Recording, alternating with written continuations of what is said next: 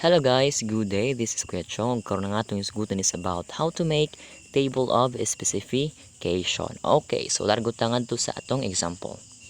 So, mao ni siya ang pinaka table no of specification is a pinaka porma.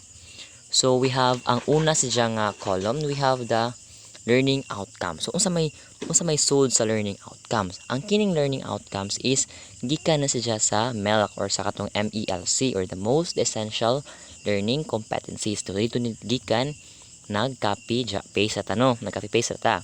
Okay. Sunod is ang number of session, percentage ug ang item. So, una atas ng session. Ang kining session is kung pila ka adlaw or pila ka oras nimo i-discuss ang kada competency. Okay, for example, kay balik kining una napapantig ang mga mahahabang salita.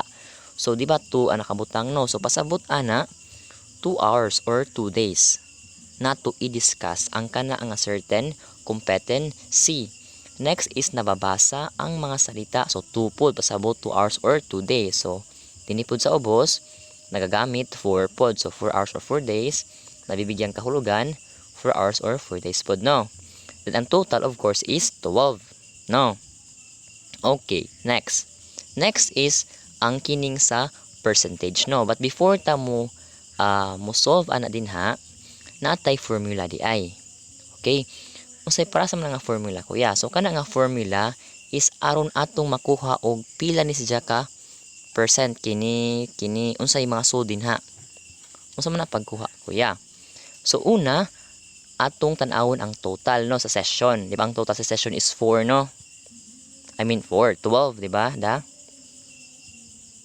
12 no. So ang atong buhaton is atong i-divide ang specific nga number of session sa kada competency sa total. For example, kibali kini 2 man. So sa kanang first na nga competency 2 man no. So mahitabo is 2 divided by katong total which is 12. So kung ato na diyang i-divide, we have 2 divided by 12. That's 0.16 or 0.166 or 17 times 100. That is 17%. Okay? So next is same gihapon 2 gihapon divided by the total which is 12 no. That 12. Next is 4. Diba? Sa katulong nga competency is 4. So 4 ato na i-divide sa total which is 12. So 4 divided by 12 equals that is 0.33 no, or 33% if atong a percentage. Diba? So same na po na ang ikatulo kanina, same naman sila no, kahit pa man na 4, so man 33. So dapat ato ni inig aton silang i-add kining upat kapdong ubos dapat 100% no. So ato ni plus that is 100% kini din he. Di ba? Okay, next. Sunod na tong buhaton is before ta mo fill up na ni before ta mo fill up ani nila din he, ato sang kumpletohon ang kining sa ubos. Kani bitaw nas total bitaw nga part kini kay nas ubos. Kani din he aso iswag ha. Kani din he ato sana silang i-complete sa to fill up. Okay, so humana naman ta sa kanang number of session o sa percentage no. So adto na ta ni total number of items. Kaning items kini din he kini. Total taha total.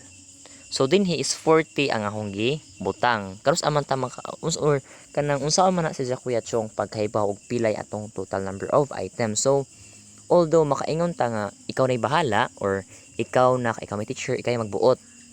No. Pero dapat kinahanglan pud imo pangunahon og taas-taas ba ang imong leksyon or mubuo ba ka imong leksyon. So of course kung taas-taas imong leksyon, kung daghan ka dinhi og learning competency, of course dako ang chance nga taas-taas pud ang imong or dako-dako ang imong items, di ba? Aron masud nimo ang mga leksyon. Okay ko ba puno og napo kabuk imong leksyon kibali unja 10 items ra po ka di mahog ra pug usa-usa ra kada question. No, usa ka question, usa ka lesson. So dili po na maadyo no. So dapat if nakay upat ka buok ka lesson, so you can have 40 para mahug og tag 10 or unsa ba na nga paagi nimo, usa ba na nimo pag-adjust no. Okay. So, next, kibalita.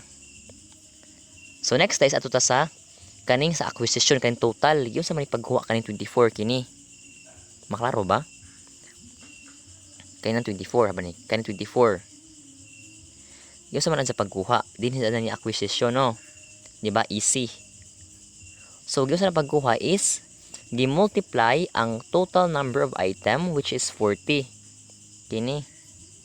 Atong gi-multiply ni 60%. Diba? Ibabaw, 60%. Or, 60%, kung atong decimal is 0.6 or 0.60. So, 40 times 0.60. So, 40 times 0.6 is 24. So, mo nang 24 kini. No? Okay. So, next is kining anhita ni meaning making. Kani 30% kini dinhi kana nga partin ha. So same lagi hapon nga process para makahibaw ta sa dinhi sa ubos. Kadinhi sa kanini 12 kanang 12 na atong i-multiply si total number of item which is 40 sa kaning 0.3 or 30%, di ba?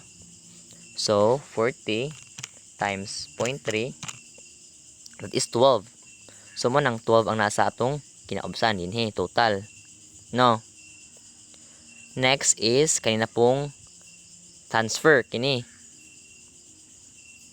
10%. So atong i-multiply same mga process. Atong i-multiply si total number of item which is 40 katong gipili gaina sa 0.1 or 0.10% which is 4 ang result, no? So ato balik ba? We have 40 times 0.10 or 0.1, that is 4. Mo nang 4 ang atong ari nakabutang din eh. So of course, sala sa total 40 gihapon, no? Dinhi. Kay 40 mga jud na murag kuba sa ipro di ma 40, no. Ngano man dihap ikig sa pagkuha na ato rang i-plus kining tulo. Kini silang mga mananapa. Sagay-sakay. Kini. Okay, atong silang i-plus, then ang total nato is 40. Now, humana man ta sa ubos, proceed ta dinhing mga gagagmay. Ha? Kini dinhi, kini sila, kini gagagmatoy, kini. Kaya na din ha. Kaya ka na, proceed ta din ha. Okay. So, una na tong buhaton is kining percentage, of course, no? Kini. So, para makaibaw ta kung sa atong ibang suwat kada row, kada dinhi, kana din ha. No? Ang atong buhaton is atong i-divide ang number of session, kana ha, number of session sa kada objective sa total number of session. So, sa atong first nga objective or learning competency is 2. So, ato na i-divide ni 12. So, 2 divided by 12, that is 0.16 or 0.166. Kung ato round off, that is 17. So, mo nang 17% or 0.17 times 100 mo nang 17%. Okay. Next is kani kaduha. So, same raman as of course 17 po, no? No. So, next is kining 4. So, 4, i-divide na to ni 12. So, 4 divided by 12, which is the total number of session, that is 0.3333. So, kung ato na sadyang i-round off, that is 0.33. Or kung ato na sadyang i-transform into percentage, that is 33%. So, same food sa ika-upat, di ba? No. Again, para makuha na to ang sudinhi nga part sa kanang percentage, ang atong buhaton is ato orang i-divide ang specific nga mga number of session kini dinhi sa total number of session. Okay? So, we have to round off. If ma-round off. Pero na ay pero. Remember nga dapat kining mang percentage dinhi dapat kung ato nang i-plus mo total siya og 100, di ba? Pasabot kung mosobra din nag 1, dapat natay usa na ning upat na nila nga atong i-adjust. Okay? Kibali mo 101 kibali, so di naman mahimo, no? Wrong naman na. So dapat mo adjust tag usa. Kung kuwangan pod, edi mapuno putag usa. Okay? Okay. Next is add to ta sa number of items. Kini dinhi. Kani nga part dinhi. Kasi muna pagkuha pod Kuya Chong. So ang number of items nato is makuha nato by multiplying the percentage, specific percentage ha, kay kada man po na dyan, no? Specific percentage sa total number of items, which is 40, di ba? Ang total number of items no kay 40, no? So ato i-multiply si 17% ni 40. Alis ubos 40. Kauman kana po 17, kauman kana po 33. Ang answer na is mo atong ipambutang dinhi. Okay? Okay, so una ta, we have 17% or kung ato na sa decimal, that is 0.17, no? So 0.17 atong i-times sa total number of items nato, which is 40, di ba? Times 40 is 6.8. So round off tamo ng 7 kini. So same po din hino. Next is anita ni 33%. Atong i-multiply ni 40.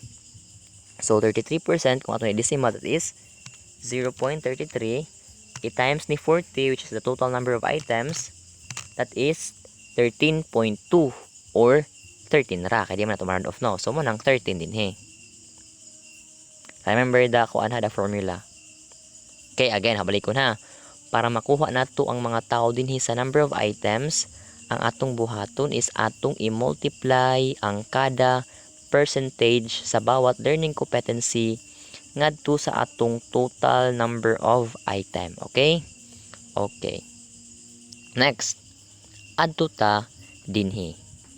So ang kani sa ning gibahin-bahin da ano, we have the easy.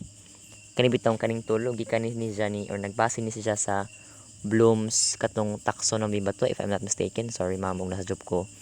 Kining tulo kining maklaro no. Kining acquisition, meaning making, transfer. How nagibahin dya as test 1, test 2, and test 3 para ita maglisod inihimo to sa test paper. Okay.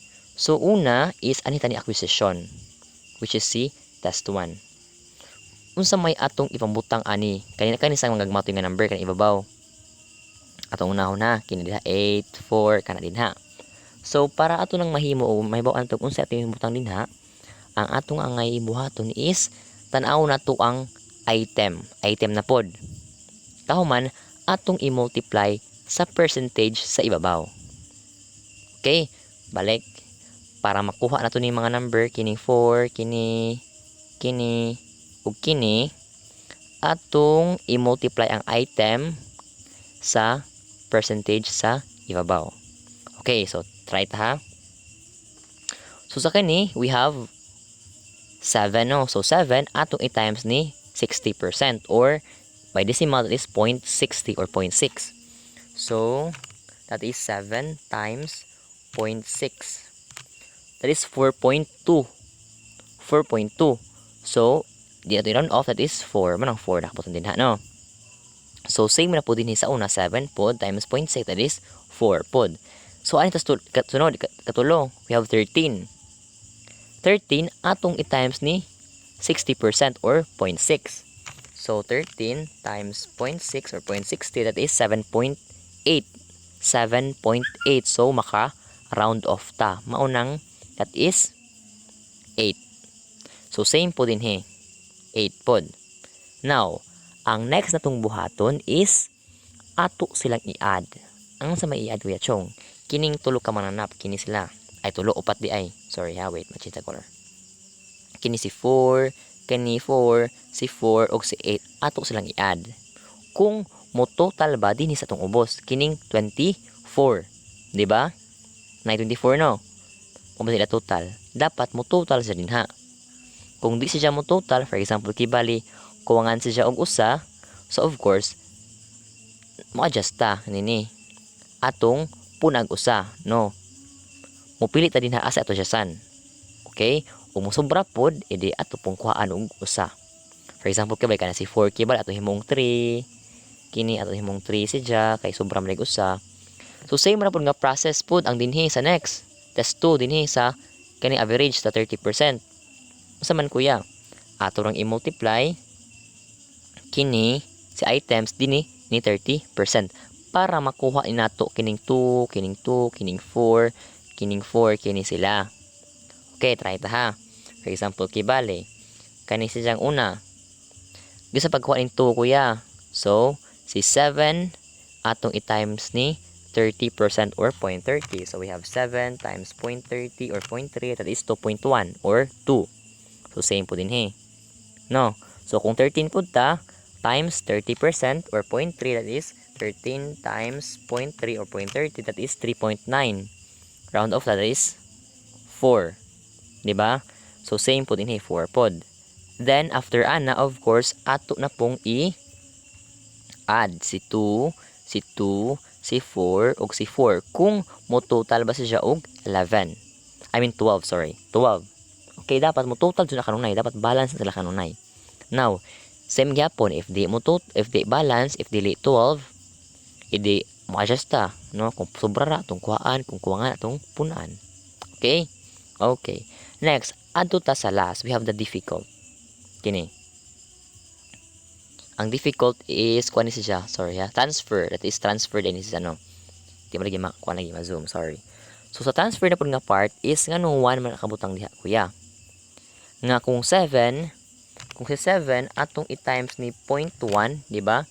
Kung atong sundon ang process gaina, we have 7 times 0.1, dili man asa ha? Kung 7, 0.7 man, of course, nag-run off man ta, di ba? No. So, 7 times 0.1, that is 0.7. Mao nang, ma-1 ta, kaya ma-run off man ta, no? So, same rin mga process gaina gihapon, di ba? Items gihapon, 10% na pod at a times, or 0.1 mo nang 1 pod, no? So, kung alitan 13 times 0.1, that is pila man na 1.3, di ba? So di mataka-round off mo ng 1 gyapon. Same po na din is pikas. Now, okay. So ina ra sa paghimo. Okay? So next is of course atong i-total. So atong i-plus kining mga item dinhi. So morning 7. Kaman kay na po diri 4 2 1 7 gihapon. Kini 8 4 1 mo nang 13. Kani 8 4 1 kanang 13 pod. By the way, unsa man na si kini si 421, kaning 421, 841 ug 841. So mao na sila kibali ang number of questions kada level of difficulty. No, for example kibali sa easy. So upat ka question kini. Sa first nga learning competency. Adto palipat ka sa first nga learning competency. Okay, sa second nga learning competency, of course upat pod no, sa easy pa na no. Kini pod. Sa third 8 na nakabutang 8 ka easy nga questions. Okay? Then of course sa average pod mao ra gyapon no. Okay, so unta nakatabang ni no. By the way, unsa man ang namalagi mga numbers lagi unsa man kanang 1 2 3 4 1 2 3 4. Kay bali para di ta maglibog atong gibutang din haog unsa nga number nato ibutang ang question. For example kibali kay no ata ha, kana test 1 ha. So sa test 1 kini nga topic naa sa items 1 2 3 ug 4 nakabutang ang atong question about ani nga topic nga easy. Unja ang 5 6 7 8 pud nga question na pud nato sa tong test nagbase na pod na ni ikaduha nga competency. Easy gyapon upat. So kung muhisgot ta dinhi sa atong difficult, maybe di ba usa-usa man usa-usa ra di ba? Usa-usa ra siguro explanation na siya. Di ba napapantig ang mga mahahabang salita. So perhaps natay essay about kanang magpapantig ng mga mahabang salita, di ba? Kaya mo man ito topic, usa ra ka buok. Then kahuman sa ikaduha na pud nga competency na pud Kaya na po din hinapod, mag-essay na po ta, usara gyapon ka buok. Mo na ang ato pong number, di ba? Kung makabantay mo no. 1, 2, 3, kay usa-usara. Sa test kay ba na. No. Pero pwede siya po imo rambol, pero mas nindot man hindi na to rambol para di ta maglibog. Okay? Okay, so unta nakatabang dun ni kaadyo no sa especially sa katong mga nag-education no. Unta nakatabang ni unta o maglibog sa mot. No, thanks for watching. This is Kuya Chong. Bye-bye.